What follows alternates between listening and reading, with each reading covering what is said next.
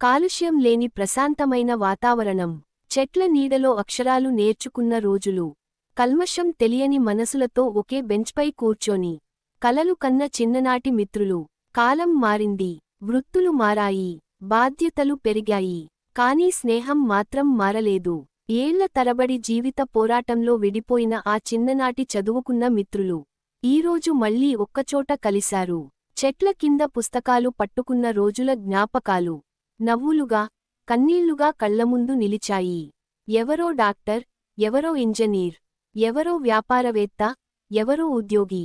కానీ కలిసిన క్షణంలో మాత్రం అందరూ మళ్లీ అదే చిన్ననాటి స్నేహితులే. ఫోటోలు కాదు, సెల్ఫీలు కాదు, గుండెల్లో దాచుకున్న జ్ఞాపకాలే ఈ కలయికకు సాక్ష్యం. ఇది కేవలం ఒక సమావేశం కాదు, కాలాన్ని జయించిన స్నేహానికి సాక్ష్యం, మనసులను కలిపే బంధానికి చిరునామా. ఈ అపూర్వ కలయిక మనకు చెబుతున్న సందేశం ఒక్కటే: కాలం ఎంత దూరం తీసుకెళ్లినా నిజమైన స్నేహం మాత్రం ఎప్పటికీ చెరిగిపోదు. ఈ రోజు మనమందరం పెద్దవాళ్లం అయ్యాం, కాని ఈ క్షణంలో మాత్రం మనసంతా చిన్ననాటికే వెళ్ళిపోయింది. కాలం ఎంత దూరం తీసుకెళ్లినా స్నేహాన్ని దూరం చేయలేకపోయింది.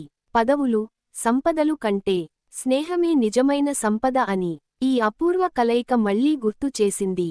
ఇది ఒక సమావేశం కాదు, ఇది మన బాల్యానికి ఇచ్చిన గౌరవం, మన జీవితానికి ఇచ్చిన అర్థం, మనసుకు దొరికిన అమరమైన జ్ఞాపకం.